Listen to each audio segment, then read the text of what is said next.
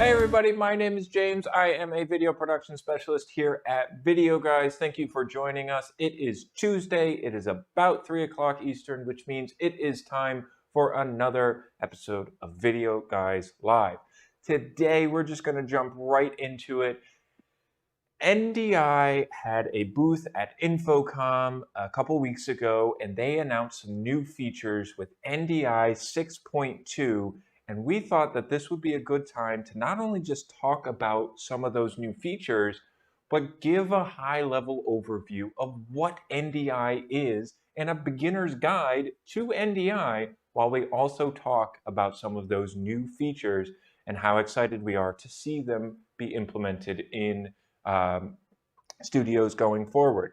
So to start off, what is NDI? NDI stands for Network Device Interface, and this is a way to transmit high quality, low latency video and audio signals over a local area network. And this is actually spreading into wide area networks as well.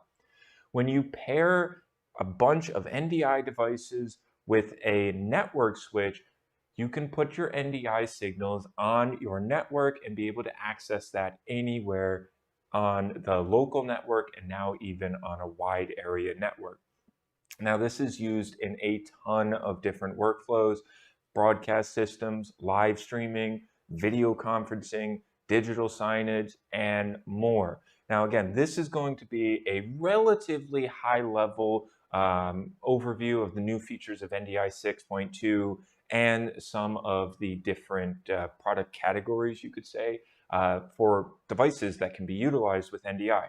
If you want to learn a lot more about NDI and very specific manufacturers, I would recommend checking out our NDI November playlist. This is something that we do every November. We did one in November of 2024. A lot of that information is absolutely still relevant, and we will be doing another one in November this year. So definitely, if you want to deep dive into NDI November, check that out.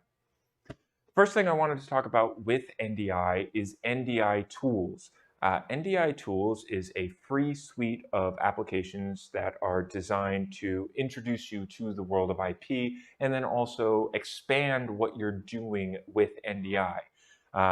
We use NDI Tools almost every single day in our studio, and especially on the days that we are streaming. We are utilizing NDI right now to take what is being displayed on this laptop, putting it into our network switch, and then taking the output and putting it into our TC1 Pro so you can see this. And the way that we are doing that is with NDI Tools Screen Capture.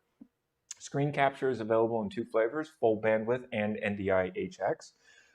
But there are a whole bunch of other tools that you can use from NDI Tools. Another one of our favorites is NDI Webcam. So anytime that NDI Webcam essentially allows you to take any video source on your network and then make it appear as if it is a webcam that's plugged in via USB into a computer. And we're going to talk about that a little bit later, because you can use that to then have your camera look a lot nicer in a video conferencing call.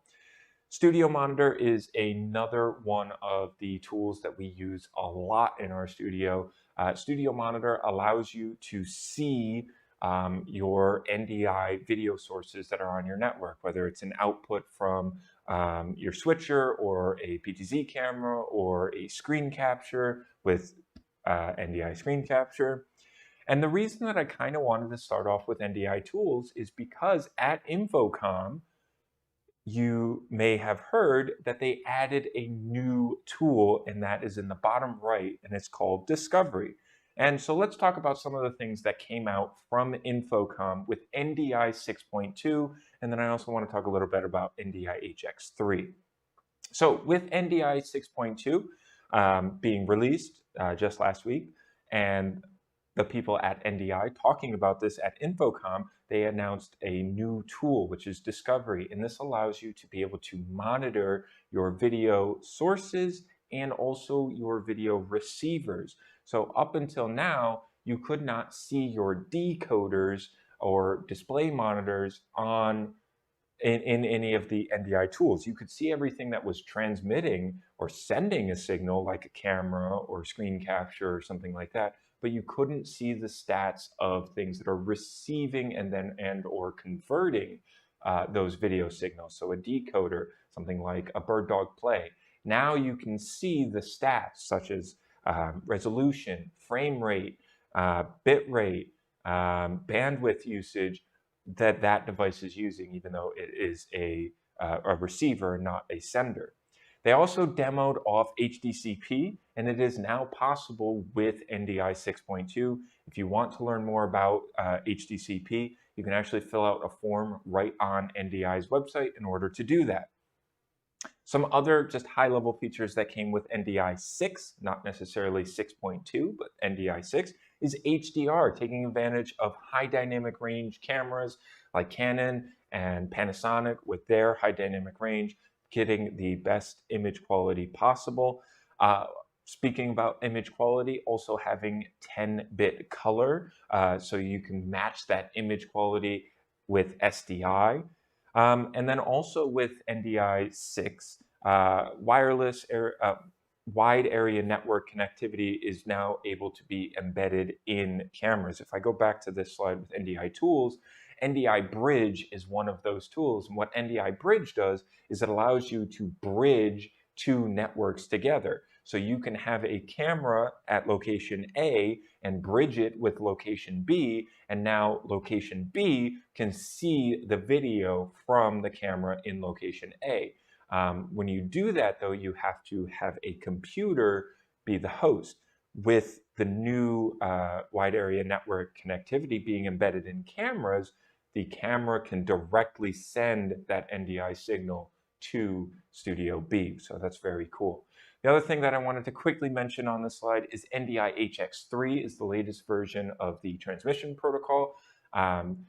Typically, cameras are going to utilize either full bandwidth, NDI HX2 or NDI HX3. We did a whole show on NDI HX3 and the benefits of it, but high level HEVC encoding, so you get really high quality video and it's compressed, but you don't lose much of that quality.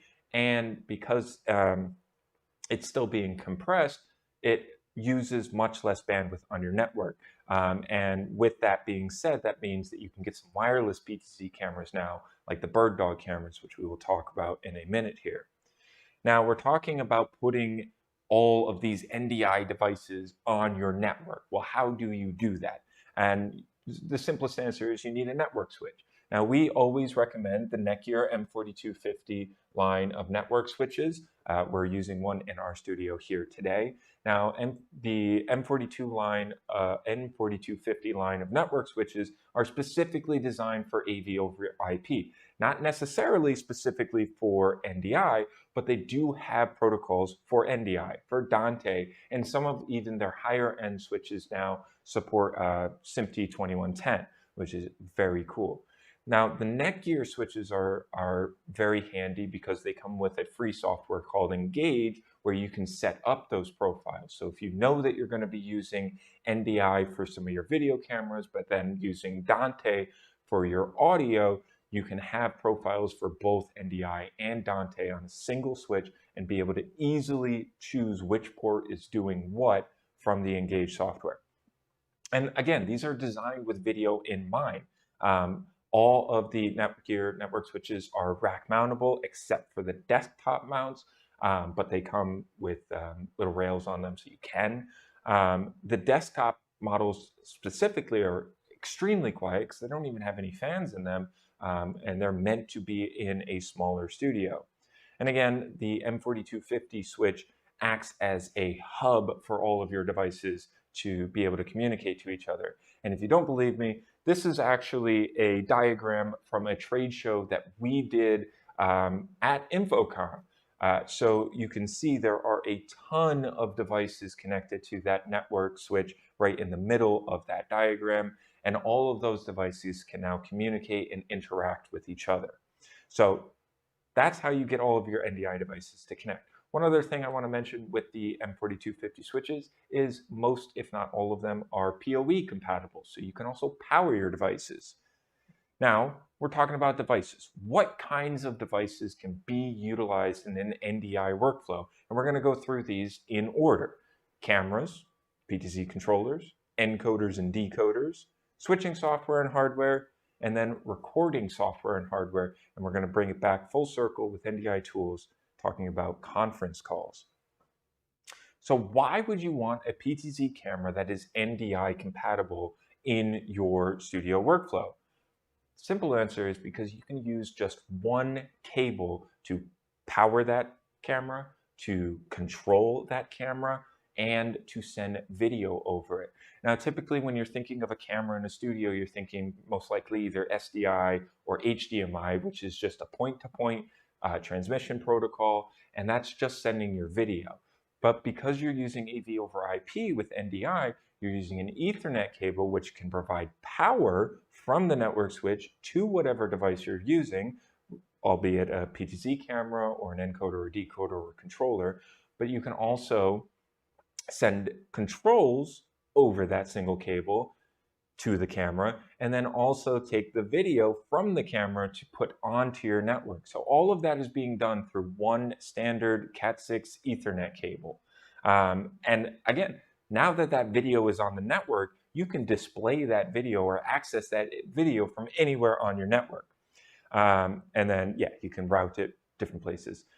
One of the really cool things with NDI HX3 is certain PTZ manufacturers are actually starting to utilize the ability to have wireless NDI PTZ cameras, something like the BirdDog X4, which has a built-in battery with a 4-hour battery. So now you can take that camera and put it anywhere, and it can connect to your Wi-Fi network, and you can utilize the control in the video over Wi-Fi, which is very cool and one of the trends that we're starting to see. And I want to give one more plug back to Netgear here, because they actually have wireless access points that you can plug into these network switches now to be able to see wireless NDI sources. So very cool. Another trend that we're starting to see in PTZ cameras is these 1-inch sensors. For the longest time, people thought that you couldn't put a PTZ camera next to a broadcast camera in a studio, and that is absolutely not the case anymore. When you start looking at Canon CRN 500s and 700s with their 1-inch sensors, or even like Panasonic's UE150 and 160s, these are high-end PTZ cameras that absolutely can be paired with other studio-grade, broadcast-grade cameras. Another trend that we are starting to see is box cameras being paired with a PTZ camera. So on the kind of opposite end of the spectrum, if you are under a little bit more of a tight budget, what people are starting to do is getting one PTZ camera and then a couple of box cameras. Now, these box cameras are still going to have the same image quality as the PTZ camera. You can still control it from the NDI network with the zoom and the color and all of that. You can still send power and video through a single Ethernet cable. So the only thing that you can't do is pan and tilt it, but you get all of the other benefits still. And these box cameras tend to be a little bit more cost effective than a PTZ camera. And some manufacturers are starting to see that as well. And we were just talking about this last week with the PTZ Optics Action Camera Bundle, which gives you one Move 4K PTZ camera and 2 Studio 4Ks with a joystick camera, controller, excuse me. The other trend that we're starting to see is PTZ cameras being used in corporate AV. Again, talking about more budget-friendly PTZ cameras, something like the BirdDog Max or the DVDO C5. These are PTZ cameras that look way better than a webcam that's built into your laptop. And we're starting to see that be more and more popular, having a budget-friendly PTZ camera for conference calls and stuff like that. Now, How do you control all of your PTZ cameras once they are on your network? And the simple answer is if you are doing any kind of live PTZ movement, you're going to want to use a joystick controller. Now, just like the PTZ camera or the box camera, you connect a single cable into your controller, and that will be able to power it. And then now that controller can control things like pan, tilt, zoom, presets, color balance, exposure, turning on or off, auto tracking, all from the controller. And then what you're able to do is be able to control multiple cameras with a single controller. So if you don't have volunteers that are out in the to manually operate each and every camera, well, now you can have one camera operator operating multiple cameras. And some PTZ controllers also have little displays on them now, so you can get a preview of what you're controlling. Very, very cool stuff.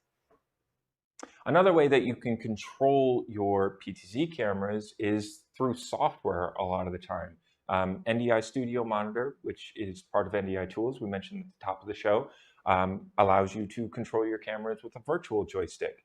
Something like the VizRT TriCaster or Wirecast or YOLO Live, YOLO boxes also have the ability to use virtual joysticks to be able to control PTZ cameras. Now, you might be asking yourself, what is a switching software? Switching software is exactly that. It is software on a device that allows you to switch multiple cameras together. Now, there are hardware switchers as well, but those tend to not have NDI incorporations. So something like the VizRT TriCaster, which we're using in our studio, a TC1 Pro, that is a switcher and encoder. So you can switch all of your NDI sources and then be able to send it to Facebook or YouTube like we're doing right now. The Liberty X workstation is another hardware that you can put software on. It is certified for both Wirecast and TriCaster Mini S. Epiphan Pearl systems are extremely popular switchers for education.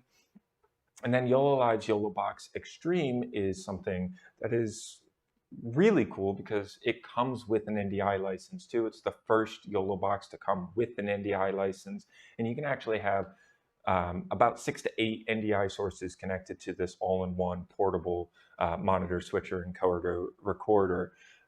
So that is just a really cool device. So most of these devices have virtual joysticks, but all of them can incorporate NDI video sources into them to do your switching.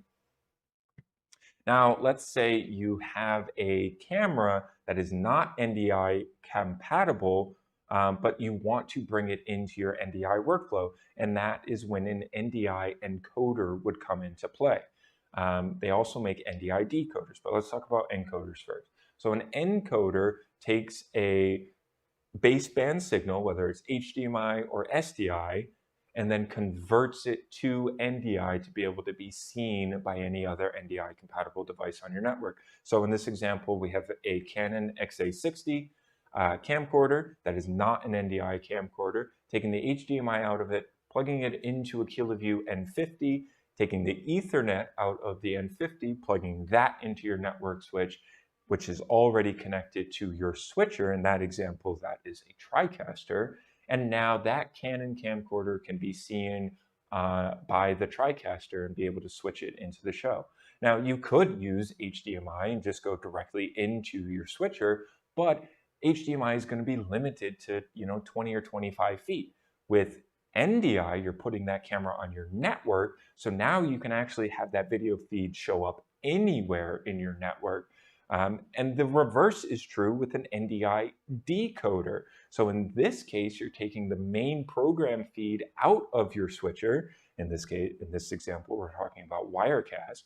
You are connecting that to your network switch, then connecting a decoder to your network switch, something like this Bird Dog Play, which will then convert that NDI video feed of your main program out into HDMI, so you can plug it into a monitor or a TV or any kind of display system, a projector, doesn't matter what it is, to be able to display that. That's very, very popular in like houses of worship, where you have breakout rooms or you have monitors at the front of the congregation, and you want to be able to display your main program or one of your mix outs. So that is how you would do that with an NDI decoder. Now, we're talking about having all of these NDI sources on your network, and there's a few different ways that you can record these sources. Some switching software, most switching software actually, allow you to record a certain number of ISO recordings. Off the top of my head, a TriCaster is able to record 4, Wirecast is able to record, YOLObox is able to record ISOs. If you wanted to go to a software route, you could use something like Studio Monitor, which again gives you a preview and PTZ control of a video source on your network, an NDI video source on your network, but it also lets you record that one video source. If you wanted to get a hardware solution, you could look at something like the KiloView Cube R1 that is right here. Again, this just connects to your network switch. It can see all of your NDI sources on your network, and you can actually record up to 4 channels of 4K 60 video feeds to these hot swappable SSD cards, or up to 9 channels of 1080/60. So you can record quite a bit to a KiloView Cube R1. Now, the last thing that I want to talk about is how NDI is incorporated in video conferencing, and there are 2 main ways that that is done. The first, like I mentioned at the top of the show, is taking a PTZ camera of any kind and connecting that to your computer. Now, a lot of these PTZ cameras do have the ability to use a USB connection right into a computer, but if you wanted to, you have the ability, again, with a free tool from NDI Tools, you can connect that to your network, that video camera to your network, use NDI webcam, and now that NDI video source will show up as a webcam to connect to Teams or Zoom or whatever video conferencing you're using. What we like to do, especially, is when we have a guest that is joining us, we will take the main program feed from our TriCaster, use NDI webcam, and then that is our webcam. So they will see exactly what you are seeing. So they know when they're on screen, they know when their demo is going, they know what PowerPoint slide we're on, they know when we're playing a video, they know everything that is going on. Now, the other thing that you can do with NDI is extract a video, a guest from something like Teams or Zoom. And in that case, that's how we get the guest's audio and video into our TriCaster, or again, whatever switching platform you're using.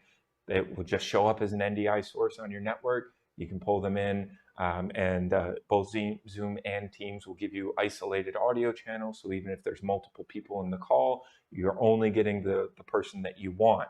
So this is happening a lot in corporate AV spaces, and definitely recommend looking into it. It's a great trend. Now, if I didn't specifically talk about the workflow that you are doing, fear not. NDI pretty much works in any kind of application. This can be a house of worship, events, broadcast, business, education, sports, esports, government, healthcare, radio and podcasts, DJ and music production. Basically, anytime that you are going to be doing live streaming or live mixing, there's a very good chance that NDI can kind of just make everything fall under the same umbrella. I hope that this was informative, give you a good idea of what NDI is and some of the different products that can be used in an NDI environment. Talk a little bit about some of the new features with NDI. If you have any questions about anything that we went over today, absolutely feel free to give us a call at 800-323-2325 or send us an email at sales@videoguys.com, and we would be more than happy to answer any questions, find the right product for your workflow. Anyway, my name is James. I'll see you next Tuesday at 3 o'clock Eastern. Peace. Videoguys is available Monday through Friday. give us a call at 1-800-323-2325. Don't forget to follow us on Twitter and Instagram to stay connected with all of our updates. And you can like us on Facebook. Keep an eye out for our live videos, and don't forget to subscribe to our YouTube channel. Thanks for watching.